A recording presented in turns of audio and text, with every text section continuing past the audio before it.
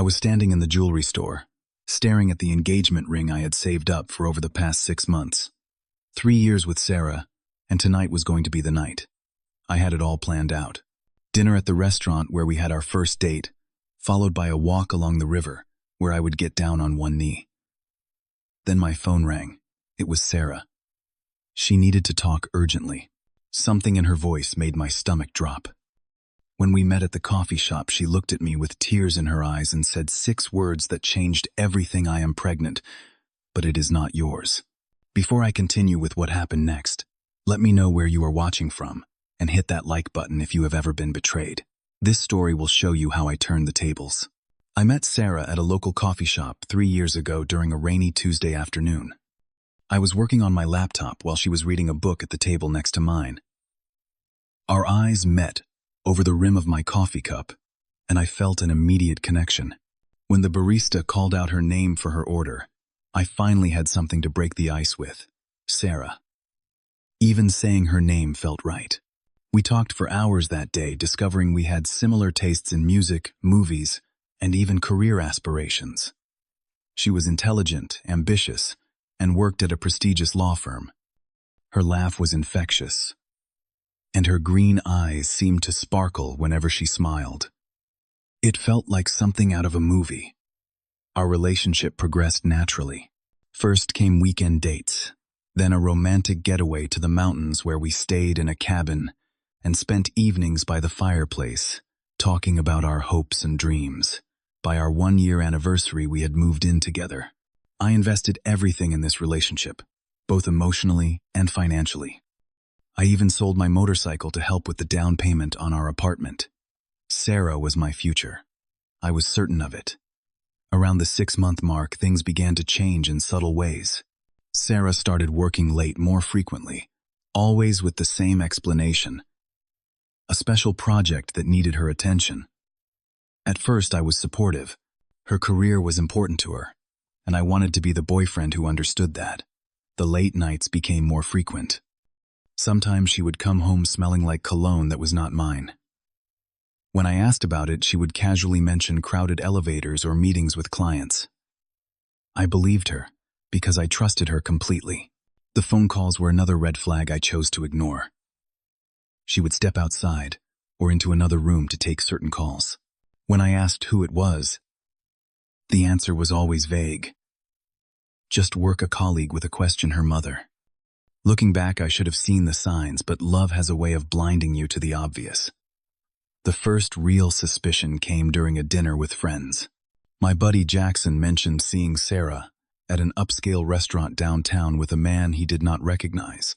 When I brought it up later that night, Sarah explained it away as a dinner with a senior partner to discuss her future at the firm. The explanation made sense, but something felt off. Still, I pushed my doubts aside. I had already bought the ring by then. I spent weeks planning the perfect proposal. I researched restaurants, saved money for the ring, even practiced my speech in the mirror. I wanted everything to be perfect for her, for us. The night before my planned proposal, Sarah called. Her voice sounded strained as she asked to meet at our coffee shop. Not tomorrow, not this weekend, right now. When I arrived, she was already there, fidgeting with her cup eyes red from crying. My mind raced through all the possibilities. Was she sick? Had someone died? Then she told me she was pregnant. The words hung in the air between us for a moment before she continued with the crusher. It was not my baby. I felt like I had been punched in the stomach. The world seemed to slow down around me as she continued talking through her tears.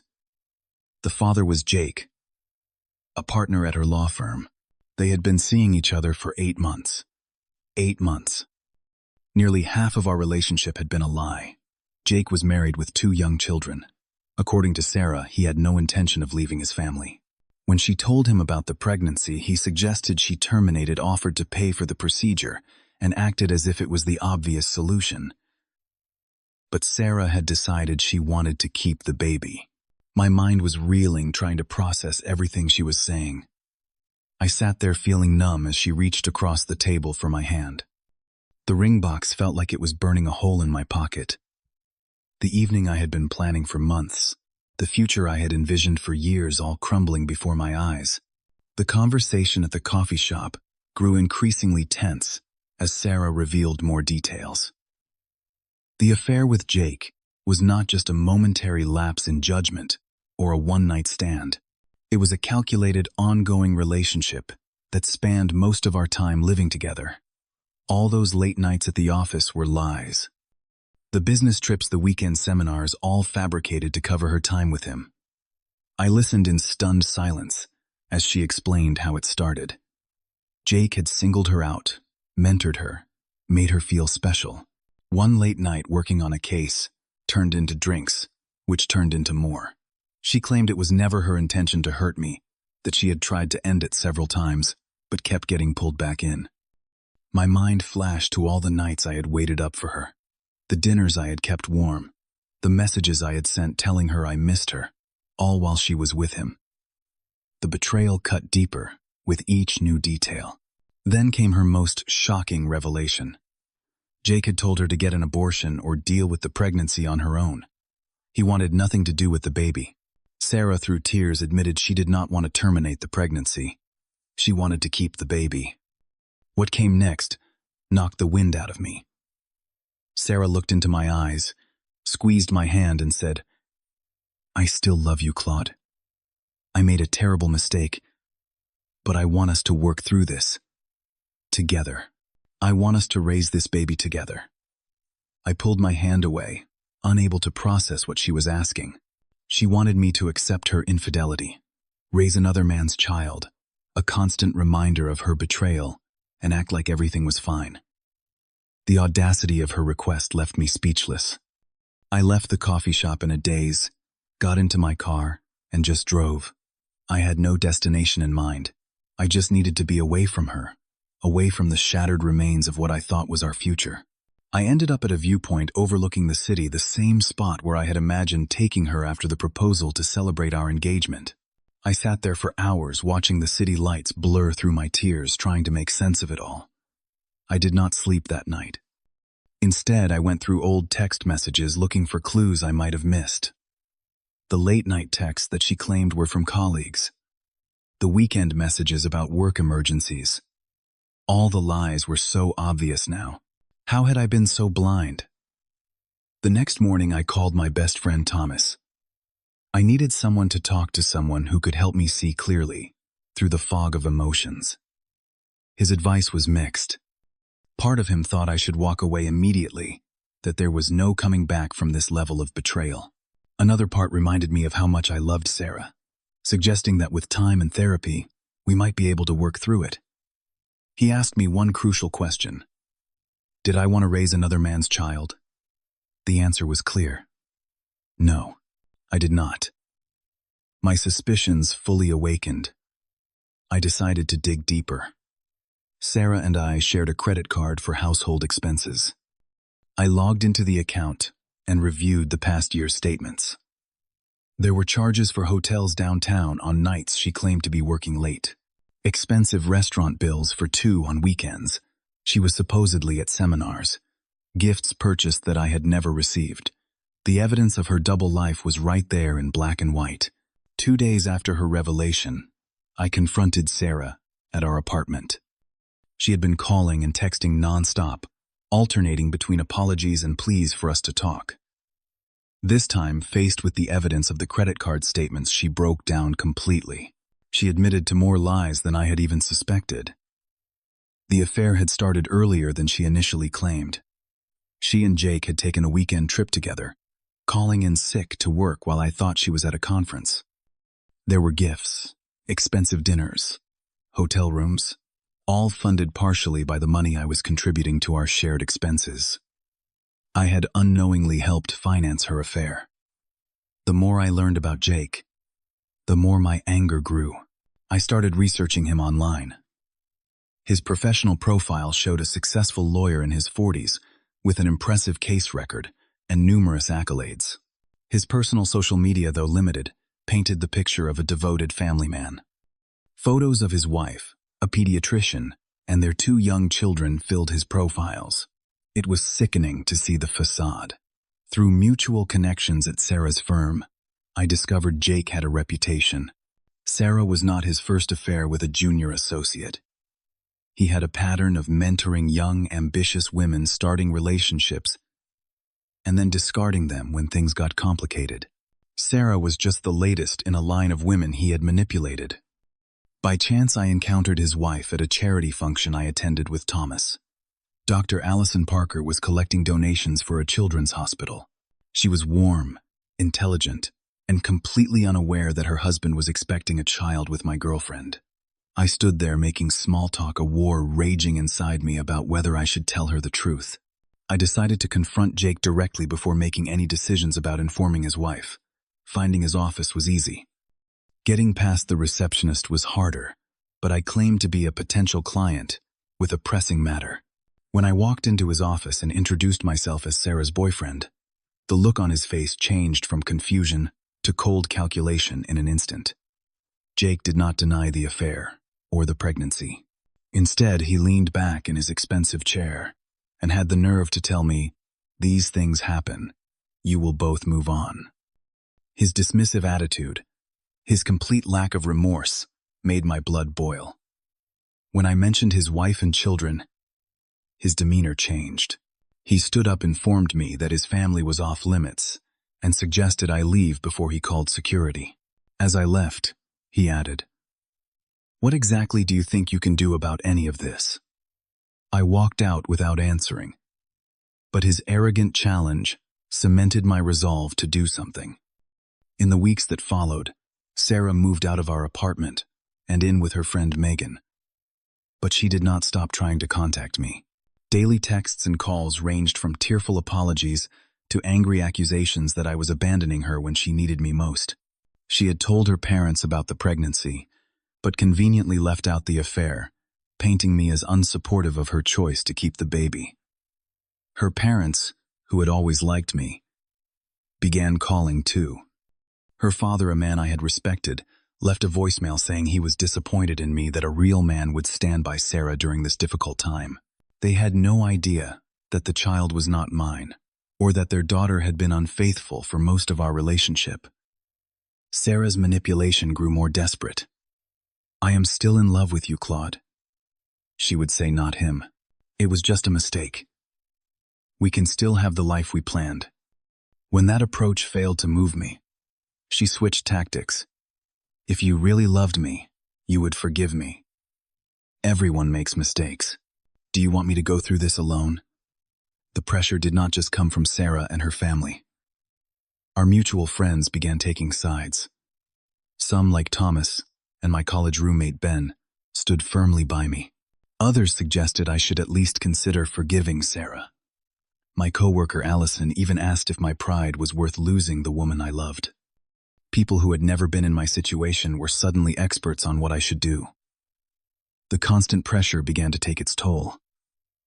I started to question myself. Was I being too rigid? Unforgiving? Should a good man step up in this situation? Nights were the worst. I would lie awake replaying every moment of our relationship, wondering what signs I had missed, whether any of it had been real. Then came the night that finally clarified everything. Nearly a month after her revelation, Sarah showed up at my door, unannounced, suitcases in hand. Megan had asked her to move out, she said, because her boyfriend was moving in. She had nowhere else to go. Could she stay with me? Just until she found a new place. Just as friends. I reluctantly let her in, setting clear boundaries. She would take the couch. This was temporary, and we were not getting back together. She agreed to everything, seeming genuinely grateful. But as the evening progressed and we talked more, her true intentions became clear. This was not just about needing a place to stay. Over dinner, she began reminiscing about our good times together, placing her hand on mine, leaning in too close. When I pulled away, her demeanor changed. She accused me of being cold, of punishing her. The conversation escalated into an argument that finally revealed the truth I needed to hear. In a moment of anger, Sarah admitted that if Jake had been willing to leave his wife, she would have left me without a second thought.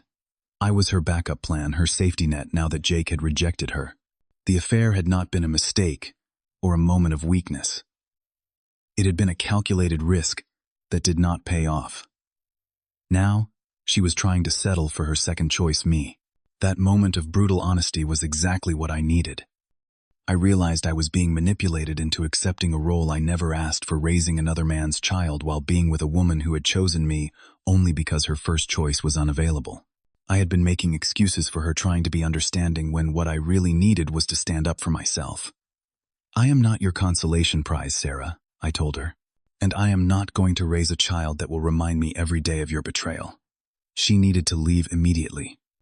As she packed her things, sobbing and accusing me of abandoning her, I felt a weight lifting. For the first time since her revelation, I was taking control of my own life, rather than reacting to her choices. But my story did not end there. Jake's dismissive challenge echoed in my mind. "What exactly do you think you can do about any of this?" He thought his position and money protected him from consequences. He was wrong. I debated for days about whether to contact his wife. Would telling her about the affair and pregnancy make me vindictive, or was she entitled to the truth? Eventually, I decided she deserved to know, not out of revenge, but because she was making life decisions based on lies just as I had been. I arranged to meet Dr. Parker at a cafe near the hospital where she worked. I brought evidence texts between Sarah and Jake that Sarah had shown me when trying to prove the baby was his credit card statements, showing their rendezvous and a timeline of their relationship. I presented everything as gently as possible, apologizing for being the bearer of such news. Her reaction surprised me. After the initial shock and pain crossed her face, she thanked me. Jake had done this before, she revealed. There had been other affairs, other women. She had forgiven him previously for the sake of their children. But this took things to another level.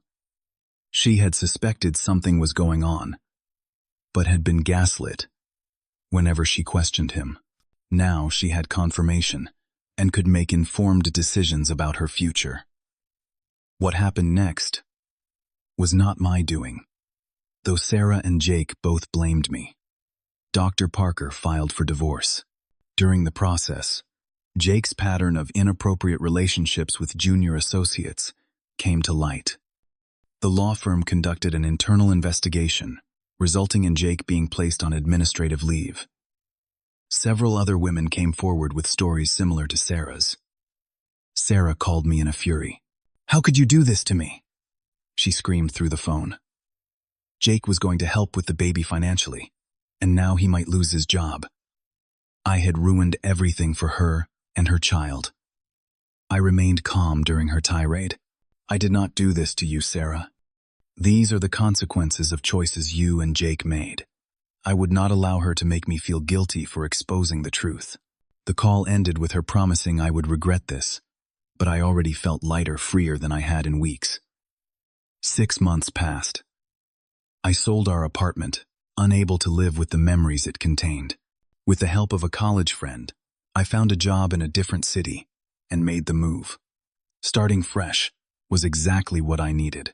New place, new job, new beginning. The first few months were admittedly difficult. I threw myself into work during the day, but nights were lonely. Sleep did not come easily, and when it did, dreams of Sarah and the life I thought we would have together often woke me. On my friend's recommendation, I started seeing a therapist. Dr. Miller helped me work through not just the betrayal, but deeper issues with trust and self-worth. Why had I ignored so many red flags? Why had I been so quick to blame myself for Sarah's actions? These sessions were challenging, but necessary. I learned that my desire to see the best in people, while admirable, had made me vulnerable to manipulation. I needed to establish healthier boundaries and trust my instincts more. Slowly, I began building a new social circle. I joined a local hiking group, volunteered at an animal shelter, and reconnected with old friends who lived nearby. Each new connection helped fill the void that Sarah had left. These people knew me for who I was now, not as half of a failed relationship. News about Sarah reached me occasionally through mutual friends. She had given birth to a boy. Jake facing professional consequences and divorce, had eventually agreed to provide financial support and limited involvement in the child's life. Sarah had moved back to her hometown to be closer to her parents. I was surprised by my own reaction to this news. The sharp pain I expected did not come. Instead, I felt a dull ache that was already fading. Their lives were moving forward, and so was mine. One evening, about 8 months after the move, I decided to join a cooking class. My diet since the breakup had consisted largely of takeout and frozen meals, and it was time to learn how to properly feed myself. That is where I met Julia.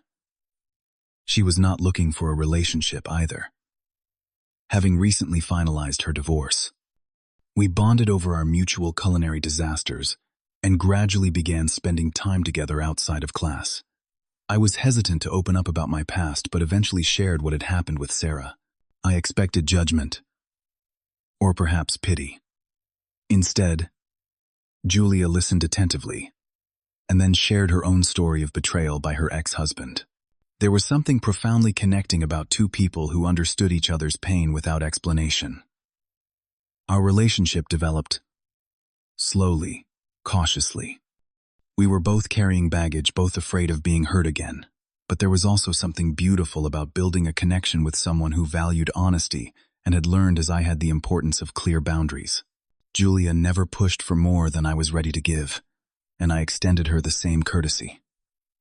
For the first time, I found myself in a relationship based on mutual respect rather than desperate need or attachment. We enjoyed each other's company without making promises about forever. It was refreshing healing, even to discover that connection was still possible after everything that had happened.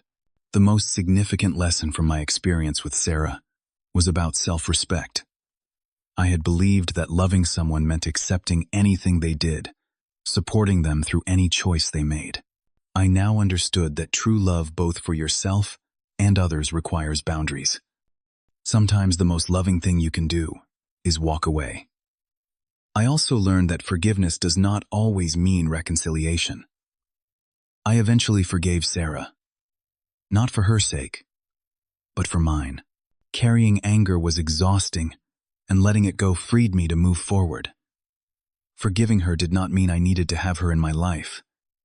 It simply meant I was no longer allowing her actions to control my emotions. The final piece of wisdom came from an unexpected source. During our last session, Dr. Miller asked me if I regretted my decision not to raise Sarah's child. I thought carefully before answering. No, I told him. That would have been building a life on a foundation of lies and resentment. That child deserves better than that, and so do I. I do not know what the future holds for Julia and me. We are taking things one day at a time, enjoying each other's company without the pressure of expectations. But I do know this. I deserve honesty, respect, and genuine love. Sometimes finding true happiness requires the courage to walk away from the illusion of happiness. Never forget that you deserve the real thing too. If you have ever had to make the difficult choice to walk away from someone you loved, share your story in the comments below. How did you find the strength? Was it the right decision? In the end, hit the like button if this story resonated with you. Subscribe for more real-life experiences, and share this video with someone who might need to hear that it is okay to choose yourself sometimes. Thank you for listening. And remember, the hardest choices often lead to the greatest growth.